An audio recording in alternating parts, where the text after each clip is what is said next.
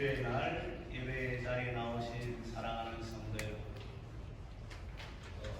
집에서 각자의 처소에서 영상으로 예배드리는 성도 여러분, 주님의 이름으로 안녕하고 축복합니다. 오늘도 예배의 자리에 우리 하나님 성령으로 함께하여 주시고 우리 각자에게 모두에게 크신 은혜 베풀어 주심을 믿으시기를 바랍니다.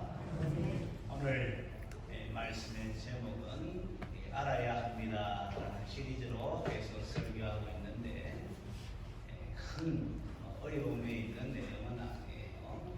그러나 반드시 알아야 되고 또 실제적으로 적용해야 되기 때문에 알아야 합니다 라는 시리즈로 말씀을 전하고 있는데 오늘 말씀의 제목은 기도를 알아야 합니다.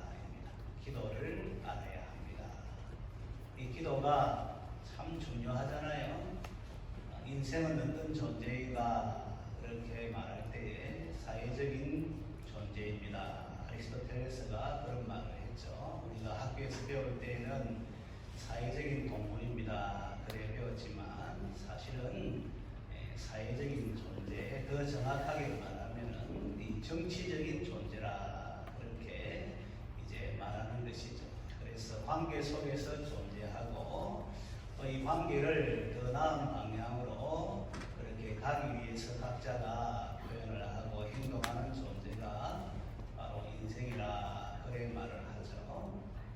또 우리가 보면은 도구를 사용하니까 도구를 사용하는 존재라든지 또 인생은 놀이를 알잖아요. 놀이하는 존재라든지 또 불을 사용하잖아요. 이 불을 사용하는 존재 이렇게 나름대로 인생에 대한 그러한 존재의 의미를 부여하는데 그것은 어떻게 보면 단편적인 그런 내용들이잖아요. 불을 사용한다, 도구를 사용한다, 언어를 사용한다, 또 놀이한다, 정치한다. 어떻게 보면은 인생을 표현하지만은 그러나 단편적인 그런 내용이에요.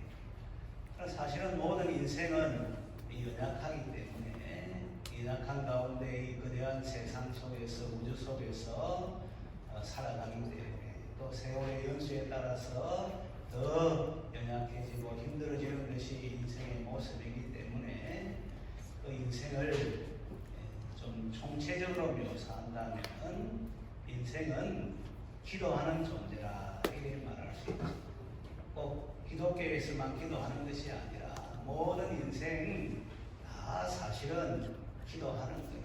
정한수를 떠놓고 기도한다든지 또 해달 별들을 보고 기도한다든지 나무를 보고 기도한다든지 또 대상을 보고 기도한다든지 사실은 인생은 다 기도하는 존재예요. 그 대상이 사람으로 바뀌게 되면 요청하고 요구한다 이렇게 말할 수 있죠. 그래서 총체적인 인생의 모습을 정의할 때 인생은 기도하는 존재구나. 이걸 그 의미를 분명히 알면 인생은 참 연약하구나. 이걸 이제 깨닫게 되죠. 그러면 철없는 행동 안 하지 않겠습니까?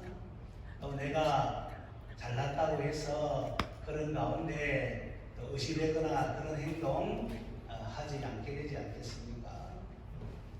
인생을 잘 모르니까 그래서 철없이 행동하는 거예요. 이 세상에 얼마나 대단한 사람들이 많다는 것도 우리가 잘 알고 있지 않습니까? 그래서 그런 모습에 자신을 비춰보면 아무것도 아닌데 마치 우물안 개구리처럼 자기가 아는 것처럼 잘난 것처럼 그렇게 행동하는 이런 사람들이 얼마나 많은지 모르겠어요. 그래서 소크라테스가 한 말도 있잖아요. 너 자신을 알라 이렇게 말하는 것이죠. 사실은 소크라테스가 이제 이 철학적 의미에서 유명한 그런 역할을 한 것은 삼파술 자꾸 의문을 해서 물어보는 가운데 답을 찾게 하는 그러한 그 이제 원리를 이야기했기 때문에 소크라테스가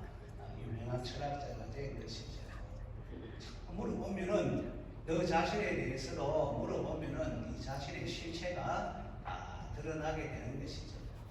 뭐 안다고 해도 어느 부분에 조금 아는 것이지 총체적으로 아는 건 아니지 않습니까?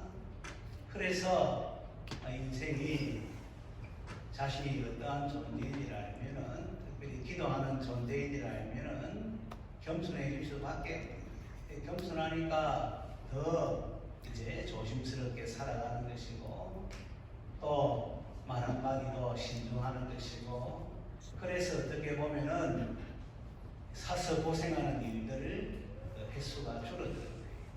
오늘 젊은 사람들이 얼마나 낭패를 당하는지 하는 것을 우리가 잘 보지 않습니까? 인생살이가 힘든데도 그런 일까지 당하니까 얼마나 힘들어요.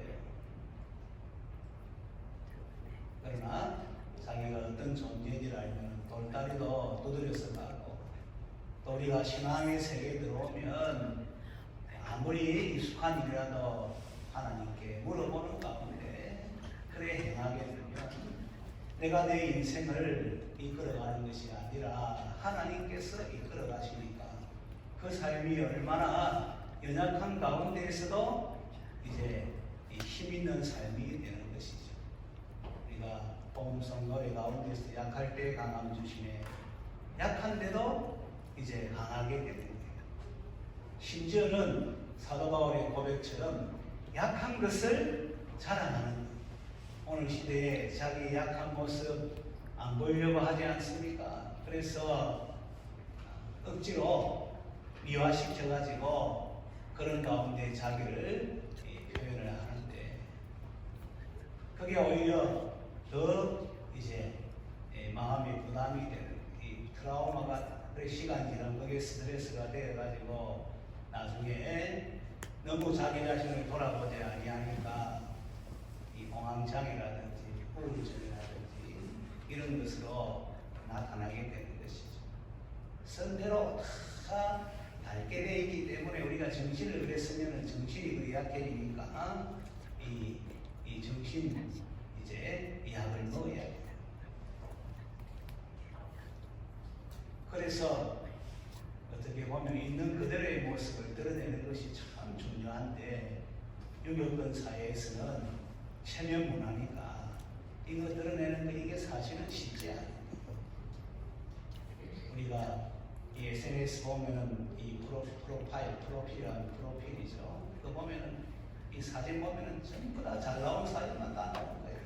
그거다가 포토샵까지 해가지고 그 실물 보면은 다르게 보이는 경우들이 허다하게 있네요. 물론 좋은 것을 보여주기 위한 것도 있지만은, 그러나 있는 그대로의 모습을 보여줄 수 있는 그 모습이 되면 사실은 자존감도 높은 것이고, 웬만한 남들의 시선을 의식하는 가운데 그렇게 자기 자신을 불필요하게 살아가는 이런 삶이 아니는 것이죠. 이 프로필 보면서 이 글이 많이 나오고 이런 사람들은 자기 자신의 외모에 대해서, 자신에 대해서 자랑하는 것이 별로 없다 생각하는 사람들은 글을 많이 봅니다. 심지어는 또 이 자연이 이렇게 풍경들이 이렇게 많이 이제 올리는 사람, 물론 자연에 대한 그러한 좋아하는 것도 있기 때문에 그렇습니다. 늘 그것만 있으면은 인간관계에 그것도 상처를 받아서 문제가 되어서 그렇게 한다라고 볼 수 있는 거예요. 여러분 프로필 딱 보잖아요. 어떤 사람은 이 자녀만 나오는 거예요. 자녀. 남편이나 아내한테 실망했다 이 말이죠. 여러분들 프로필 올리는 거 딱 보면은 그 심리가 다 나오는, 다 맞는 건 아니지만 그러나 대체적으로 맞는 거예요. 어떤 사람은 막 자기 외모하고 다른 얼굴이 나오는 사람이 있어요. 자기를 드러내고 싶은데 좀 더 잘 드러내기 위해서 그렇게 하는 것이. 어떤 사람은 부부 사이가 좀 다른 것 같아요. 여러분들 딱 프로필 딱 보면은, 제가 가속하게 그런 사람 안 보지 않습니까? 이 부부 관계가 어떤데, 자녀한테 너무 왜 있네, 외모에 너무 관심을 가지고 있네, 자신이 없네. 그게 사실은 다 맞는 건 아니지만 그러나 거짓 맞아요. 제일 좋은 거는 뭐가 나와야 되는가 하면은 가족이 나오면 제일 가족이. 그러면 부부 사이나 부모와 자식 간의 관계나 이게 다 그런데요. 무난하구나 이렇게 보는 거예요. 오늘 여러분들도 이 예배 마치고 바로 SNS 프로필 바꾸지 마시기를 바랍니다. 그러면 너무 또 표가 나는 거예요. 이게 딱 보면 바뀌면 점이 하나 적혀 있잖아요. 바뀌었다는 거. 그러면 위장하고 있구나. 그리고 사람은 외모를 보기 때문에 사실은 그래야 할 수밖에 없어요. 하나님은 중심을 보는 것이고 우리가 하나님을 믿는 이 신앙 가운데 굳게 서게 되면 이제 우리의 형편처지 이것이 어떻게 보면은 중요한 것으로 드러나지 않죠. 왜냐하면 하나님이 함께 하시니까. 오히려 사도 바울의 고백처럼 약할 그때가 사실은 강한 거예요. 왜 약할 그때 하나님을 의지하니까 거기 강한 거예요. 우리가 착각하고 내가 뭐 돈 있고 힘 있고 권력 있으면 강한 것 같죠? 그게 아니에요. 그렇게 보이는 거지만 실제적으로 강한 거다. 오히려 약한 거예요. 이 독재하잖아요. 독재하는 사람은 정말 약한 거예요. 그러니까 자기 보호하기 위해서 얼마나 삼중사중격을 치는지 몰라요. 그러나 실제적으로 강한 사람은 그런데 매이지를 않는 거예요. 독재자를 분석해 보면은 저 사람은 권력을 가지고 자기 자신을 유지하는 거지 정말 이렇게 이 관계 속에서 또 자유하면서 그래 하지를 못하는 거예요. 이런 부분들도 그래 여러분들이 가능하면은 이 심리에 대해서도 알면은 오히려 그런 사람들 보면 불쌍한 이 돈 추구하는 사람은 진짜 불쌍한 사람. 오늘 만족하고 감사하고 내가 있든지 없든지 간에 그런 가운데 다른 사람들 배려하면서 살아가는 그 삶이 그게 복된 삶이고 행복의 삶이고 특별히 신앙의 세계에서는 하나님이 함께 하시니까 그거 의식하면서 하나님과의 관계 속에서 물어보고 하나님의 인도하심을 받아 살아가면 그 삶이 얼마나 복된 삶이 되겠습니까? 여러분 이걸 잘 알아야 돼요. 한번 따라하도록 하겠습니다. 오늘 행복해야 합니다. 할렐루야. 내일은 알 수 없는데 오늘 최고로 행복해야 되죠. 내 삶의 전황은 사실 힘들고 어려운데 어떻게 행복할 수 있습니까? 이렇게 말할 수 있지만 그러나 하나님이 함께 하시면 뭐 문제될 것이 있나요? 하나님이 함께 하시는데 무슨 문제가 되겠습니까? 아이가 아무리 어렵고 힘들다 하더라도 부모가 있으면은 부모가 다 해결해 주지 않습니까? 그래서 이 신앙은 진짜 힘이 진짜 연약한 사람이 믿는 건 종교 이런 게 아니고 진짜 힘 있는 사람이 가진 게 그게 종교가 왜 자기의 연약함을 통해서 하나님의 이 능력을 체험하기 때문에 그런 것이죠. 그래서 오늘 하루 행복하고 내일도 그렇게 행복하고 그래서 우리 교회 표가 늘 말하는 것처럼 천국 생활하다가 천국에 들어가는 것이죠. 제가 이 본문을 가지고 지난 우리 목요일날 신병원에 가서 목회자 보고서한테 말씀을 전했어요. 근데 지금까지 한 말은 한 번도 이야기한 건 없어요. 대상이 다르니까 대상이 이제 신앙생활하고 또 여러분들 또 대상이 다르니까 여러분들의 이제 이 상황에 맞춰서 말씀을 전하는 것이죠. 아무튼 우리가 이 신앙의 세계에 들어오면 이걸 분명히 고백하고 오늘 행복하고 또 내일 행복하고 그러다가 천국 가야 돼요. 그래서 우리 신학생들한테 여러분 지금 행복하지 않으면은 천국 못 갑니다. 여러분 지금 천국 생활 하지 못하면은 천국 못 갑니다. 믿음으로 천국 가지만 그 믿는다는 것은 그게 실체지 실체. 그냥 뭐 머리로만 믿는다 이게 아니고 믿으면은 평안하잖아요. 믿으면은 하나님과의 관계가 딱 이렇게 연결되어진 거잖아요. 그러니까 하나님의 돌보신 가운데 살아가는 그 삶이 되니까 그게 바로 천국 생활이고, 그래 하다가 천국에 들어가는 거예요. 그냥 교회 나오면 천국 가느냐? 그게 아니에요. 집권자가 되면 천국 가느냐? 그게 아니에요. 교회 많이 하면 천국 가느냐? 그게 아니에요. 믿으면 천국 가는데, 그 믿음은 실제적인 삶의 증황 속에서 경험이 되고 체험이 되고 고백이 되는 거예요. 믿어야지 평안하지. 여러분들 이걸 그냥 풀어듣지 말고 진지하게 들어야 돼요. 한번 따라하도록 하겠습니다. 천국 생활하다가 천국에 들어갑시다. 할렐루야. 우리가 뭐 대단해서 그런 게 아니고 하나님 때문에 그래요. 지금 세상에 살기 얼마나 힘들고 우리의 연약한 모습도 너무나도 분명하고 또 지금 힘든 일도 있고, 그래서 어떻게 우리 스스로가 천국 생활할 수 있겠습니까? 하나님 때문에 그런 거예요. 그래서 오늘 읽은 말씀 보면은 아주 귀한 말씀이죠. 큰 대제사장 예수님이 계신다는 거예요. 예수님 때문에 우리가 천국 생활할 수 있다는 걸 말하는 거예요. 또 그뿐만 아니라 은혜의 보좌, 16절에 보니까 은혜의 보좌가 있다는 거예요. 언제든지 나아가면 은혜를 이제 입을 수 있다는 것을 말씀하죠. 그래서 은혜의 보좌 앞에 나아가면 긍휼하신 분, 오늘 장로님 기도할 때에도 이 부분을 언급했는데, 긍휼하심을 받고 때를 따라 돕는 은혜를 얻을 수 있기 때문에, 그래서 우리가 천국 생활하는 게 천국 생활, 그러다가 천국에 들어가는 거예요. 그러니까 은혜 생활하는, 천국 생활하는 비결은 이것도 한번 따라하도록 하겠습니다. 기도에 있습니다.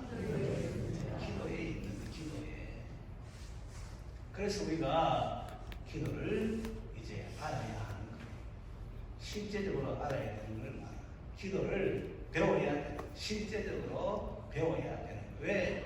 인생은 연약하기 때문에 기도하는 존재라고 했고, 성도에게 있어서 기도가 얼마나 중요한지 항상 기도하라, 쉬지 말고 기도하라, 그렇게 권면하고 있지 않습니까? 마치 기도는 성도의 이제 호흡과 같은 거예요.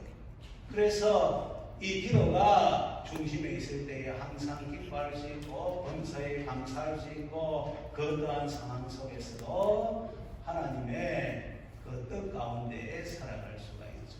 그래서 항상 기뻐하라, 쉬지 말고 기도하라, 범사에 감사하라, 이런 것이 예수 안에서 너희를 향하신 하나님의 뜻이라, 그렇게 권면을 하고, 항상 기뻐하라, 범사에 감사하라, 그 중간에 쉬지 말고 기도하라, 이렇게 되어 있죠.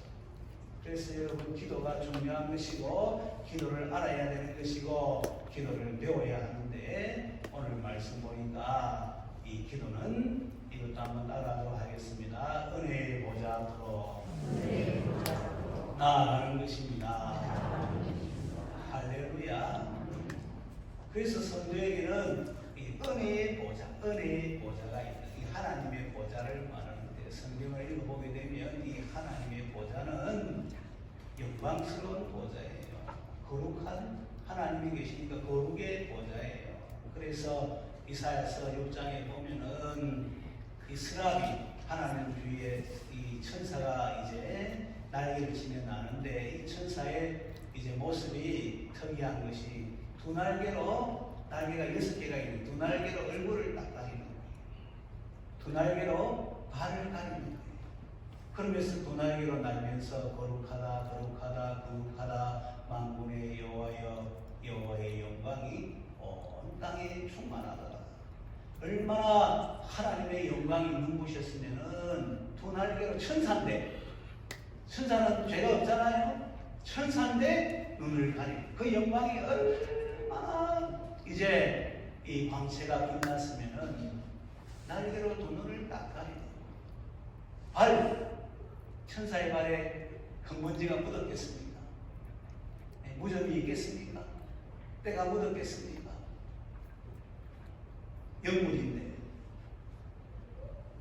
그런데도 하나님이 얼마나 거룩한지 그 발을 가리는 거예요. 이사야 6장에 보면 딱 나와 있지 않습니까? 그 두 날개로 얼굴을 가리고 두 날개로 발을 가리고 그 다음에 두 날개로 날면서 거룩하다 거룩하다 거룩하다 만군의 여호와의 영광이 온 땅에 충만한다. 우리 하나님의 보좌는 영광의 보좌, 거룩의 보좌. 우리 하나님의 보좌는 온 우주 만물을 다스리는 통치, 이 권위가 있는 통치의 보좌예요. 그래서 그 보좌에서 이제 하나님이 말씀하는 대로 온 우주 만물이 다 움직이는 그 명령대로 다 행하는 것이죠.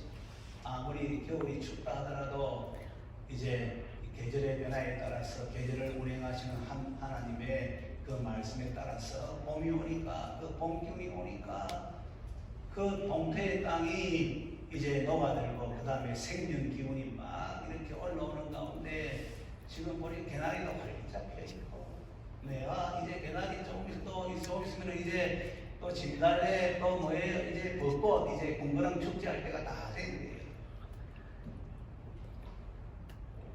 하나님의 그 다스림 가운데 다 움직이는 거예요. 아무리 뭐 세계가 혼란스럽다고 뭐 코로나 팬데믹 이야기해도 이 하나님의 섭리대로 움직여요. 왜? 그 권위 있는 하나님께서 통치하시니까 그런 것이죠. 그 다음에 이 하나님의 보좌는 심판의 보 심판. 그래서 하나님께서 이 세상을 홍수로 다 심판하지 않았습니다. 소돔 고모라 불과 유황으로 다 심판하시고 북쪽에 이스라엘도 심판하고 남쪽에 유다도 심판하고 또 벨사살 왕 하나님의 저울에 달아가지고 부족하니까 심판하고 바벨론을 심판하고 메데파사를 심판하고 로마를 심판하고 이제 마지막 날 온 세상을 불러 심판할 때 하나님의 보좌는 심판의 보좌. 그래서 그 보좌는 어떻게 보면 죄 지은 사람한테는 무서운 것이죠. 두려운 것이죠. 고개를 못 드는 것이죠. 그런데 놀랍게도 이 하나님의 보좌를 표현할 때 오늘 말씀 우리 16절 말씀 같이 읽겠습니다. 시작. 그러므로 우리는 긍휼하심을 받고 때를 따라 돕는 은혜를 얻기 위하여 은혜의 보좌 앞에 담대히 나아갈 것이니라. 아멘. 은혜의 보좌라고 그렇게 말씀하고 은혜의 보좌, 이 영광의 보좌, 거룩의 보좌, 통치의 권세의 보좌, 심판의 보좌가 하나님의 백성에게는 우리에게는 어떤 보좌냐? 은혜의 보좌, 은혜를 받는 곳임을 말씀하고 우리가 어떠한 힘든 처지에 있든지 간에 이 하나님의 보좌는 우리에게 있어서 은혜의 보좌가 됩니다. 근데 우리가 은혜 받을 자격이 있습니까? 여러분 어때요? 하나님 앞에 은혜 받을 자격이 있습니까? 은혜 받을 자격이 없죠. 오히려 뭐 받아야 돼요? 심판받아야 되죠. 하나님 앞에서 우리의 죄악됨이 얼마나 큰지 사실은 이걸 잘 알아야 돼요. 마음의 생각으로 말로 행동으로 우리가 하루에 얼마큼 죄를 많이 짓고 있는지 하나님 앞에서 그 인생의 연수를 더하면 우리 죄가 얼마나 큰지. 그래서 하나님 마음에 한판 다해도 내가 죄악 중에 출생했고 내 죄가 항상 내 앞에 있습니다. 그 하나님 마음에 한판 다이신대로 그런 고백을 하는 우리 사도 바울은 우리가 잘 알다시피 나는 죄인 중에 괴수 우두머리입니다. 오라 나여 망하게 되어서다. 이사야 선지자는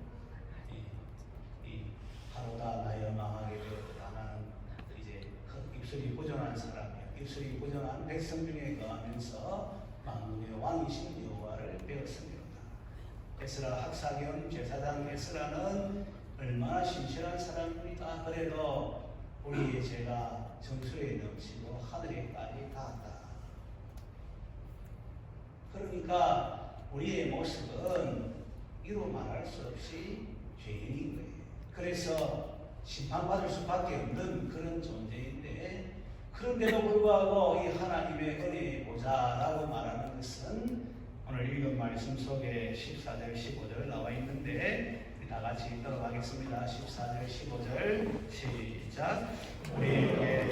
그러므로 우리에게 큰 대제사장이 계시니 성천하시니 곧 하나님의 아들 예수시라. 우리가 믿는 도리를 굳게 잡을지어다. 우리에게 있는 대제사장은 우리의 연약함을 동정하지 못하실 리가 아니요 모든 일에 우리와 똑같이 시험을 받으시기로되 죄는 없으시니라. 아멘. 우리에게 큰 대제사장인 예수님이 계시기 때문에 하나님의 보좌가 은혜의 보좌가 되었다는 것을 말씀하죠. 대제사장은 1년에 한 차례 하나님 앞에 나아가 백성의 죄를 이제 속량하는 역할을 하는 사람이 대제사장이지 않습니까? 그런데 예수님은 자기 몸을 십자가에서 우리의 죄 문제를 해결하기 위해서 대가를 다 죽음으로 치루어 주신 것이죠. 그래서 모든 죄의 문제를 다 해결하신 거예요. 그리고 성전에서 지금 하나님 보좌 우편에 앉아 계시는 가운데 우리를 위해서 간구하신 간구, 우리를 위해서 우리 편이 되어서 우리를 위해서 기도해 주신, 우리가 죄인임에도 불구하고 예수님께서 하나님의 보좌 우편에서, 그렇기 때문에 제가 십자가에서 죄값을 다 치르지 않았습니까? 그래서 용서해 달라고, 그래서 불쌍히 여겨 달라고, 그래서 은혜를 베풀어 달라고 예수님이 항상 우리를 위해서 기도하고 계시기 때문에, 대제사장의 역할을 하고 있기 때문에 그 하나님의 보좌가 바로 은혜의 보좌가 되었습니다. 그뿐만 아니라 예수님이 보세요. 15절에 우리가 봤습니다. 우리의 연약함을 동정하지 못하실 리가 아니에요. 이 부정을 두 번 이야기하면 긍정을 강조하는 것이지 않습니까? 우리의 연약함을 동정하지 못하실 리가 아니에요. 우리의 연약함을 정말로 동정한다는 것이고, 진짜로 동정한다는 것이고, 확실히 동정한다는 거예요. 왜 그런가 하면 모든 일에 우리가 똑같이 시험을 받으십니다. 그러니까 우리처럼 되어서 모든 시험을 다 받으셨다는 거예요. 그래서 우리 형편을 잘 안다는 거예요. 정확하게 알고 분명하게 알고 우리보다 더 자세하게 안다는 거예요. 그런데도 죄는 없으시리라. 여러분, 이걸 우리가 묵상하면 예수님은 죄 없는 가운데 시험을 받았다는 것을 말합니다. 왜 죄가 없는데 시험을 받으셨나요? 우리 때문에, 우리를 위해서 우리 형편 처지를 더 분명하게 자세하게 이제 확실히 알고자 해서 죄가 없으신 분이 우리 때문에 시험을 받아. 또 시험 받는 가운데서도 죄를 짓지 아니했습니까? 어떻게 보면은 우리 예수님은 하나님의 아들로서 우리의 이 구원자, 대제사장의 역할을 능히 하실 수 있는 분이라는 것을 이 말씀을 통해서 알 수가 있는 것입니다. 그러니까 우리 때문에 시험 받으시고, 죄 없는 가운데 시험 받으시고, 시험 받는 가운데도 죄를 짓지 아니하시고, 결국 우리 죄 문제를 십자가에서 다 해결해 놓으시고 하늘로 올라가셔서 하나님 보좌 우편에서 우리를 위해서 변호, 우리를 위해서 기도해 주시니까 우리 예수님은 그냥 대제사장이 아니고, 오늘 읽은 14절에 보니까 큰 대제사장, 큰 자, 아론의 계통을 잇는 제사장은 그냥 대제사장인데 예수님은 큰 대제사장. 이 크다는 말은 영어로 위대한 대제사장. 히브리서 6장 20절에 보면 영원한 대제사장. 아론 계통의 제사장은 1년에 한 번밖에 못 들어가는 거예요. 그리고 또 이제 죽기 때문에 또 다른 사람이 대신해야 돼요. 근데 우리 예수님은 죽음에서 부활해서 살아계시고 영원히 계시는 분이기 때문에 그냥 대제사장이 아니라 오늘 읽은 말씀은 큰 대제사장. 히브리서 6장 20절은 영원한 대제사장.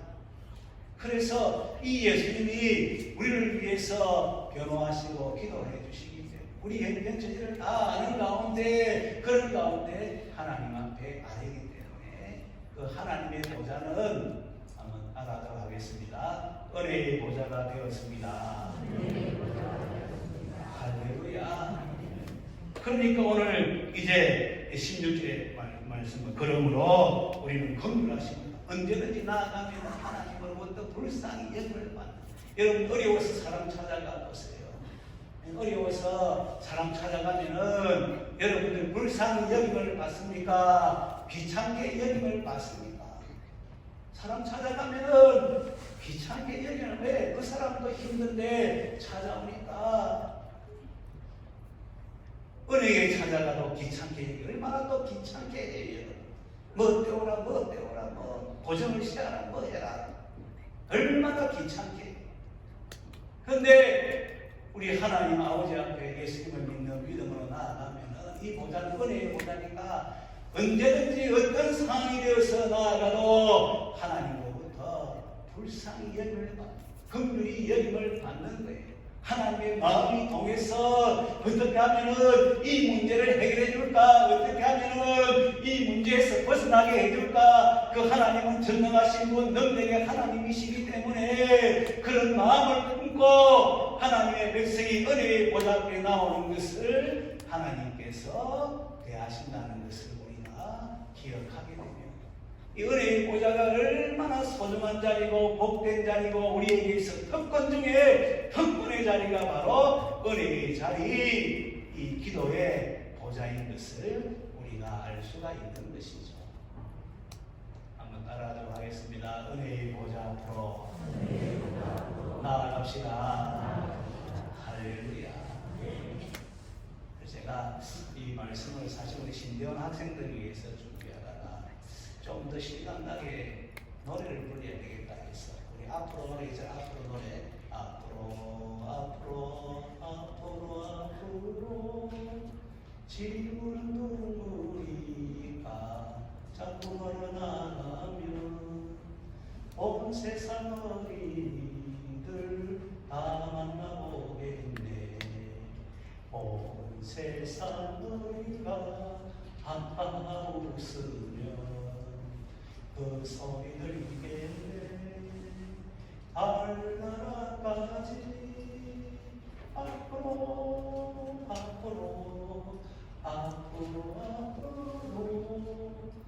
이 가사가 생각나는 거예요. 그래서 이걸 좀 개사를 했어요. 신대원에서 부르지 않았어요. 너무 거론해가지고 제가 안 불렀어요. 우리 성도는 제가 변하니까 은혜의 보좌로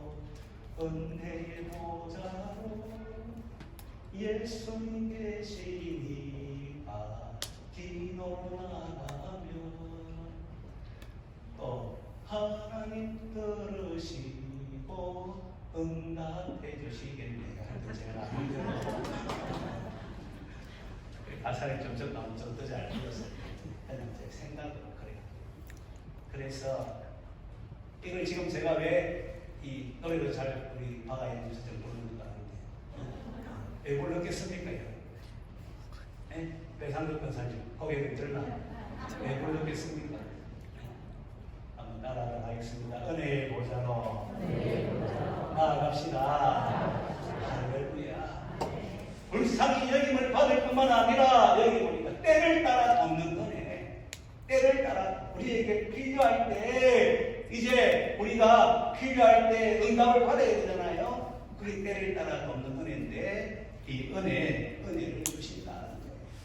여러분이 건강이 부족하면 건강을 줘. 여러분이 물질이 여러분이 지식이 부족하면 지식이, 여러분이 뭔가 부족하면은 하나님 앞에 나와서 아뢰면 하나님께서 때를 따라 도와주시고 응답을 해주신다라는 말씀이에요. 여러분 누구에게 찾아가면 이렇게 해주는 그런 존재가 있습니까? 하면은 부끄러움을 당하고 수치를 당하고 있어도 안 주고 막 이래 하잖아요. 부부시간도 그래 하잖아요. 한 사람이 아프면은 막 그 같은 마음을 가지고 해주는 게 아니고 우리 집사람이 한번 등 가지러 달라 해서 등을 만들어주는데 손이 아픈 거예요. 대충 하다가 말아가면 그것밖에 못하나. 여러분 무슨 말인지 알겠죠? 부부지간도 그래야 안 돼요. 그게 뭐 사랑하지 않아서 그런 게 아니고 인생이 연약하기 때문에 그런 거예요. 그러나 우리 하나님 아버지는 전능하시고 자기 백성을 사랑해서 그 아들의 생명까지 내어놓으시고 얼마나 우리와 함께하기를 원하시는 성경으로 지금 우리 안에 와 계시는 거.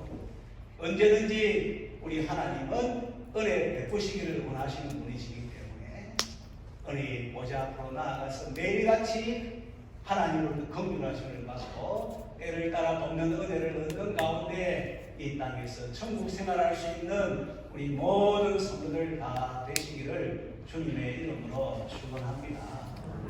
이 복된 소식을 알지 못하는 많은 사람들에게 전해서 예수님 믿고 하나님께로 나오는 자는 이런 은혜 속에 살아간다는 것을 증거하면서 더군가 하나님 나라 위에 살아가는 우리의 삶이 되어야 되겠죠. 기도는 다른 것이 아니에요. 기도를 알아야 합니다. 기도를 배워야 합니다. 기도를 해야 됩니다. 그 핵심은 한 번 더 따라하도록 하겠습니다. 은혜의 보좌 앞으로 나아가는 것입니다. 할렐루야. 200시간 기도 운동도 좋은 기회가 되니까 하여튼 이번 기회에 은혜의 보좌를 확실히 체험하고 앞으로 삶의 전환은 더 힘들어지고 우리의 모습은 더 연약해질지라도 걱정할 것 없습니다. 하나님이 계시고 예수님이 계시고 성령님이 계시고 은혜의 보좌가 늘 우리를 기다리고 있으니까 그 은혜의 보좌 앞으로 나아가서 긍휼하심을 받고 때를 따라 돕는 은혜 속에 살아갈 수 있는 우리 모든 성도들 되시기를 주님의 이름으로 축원합니다.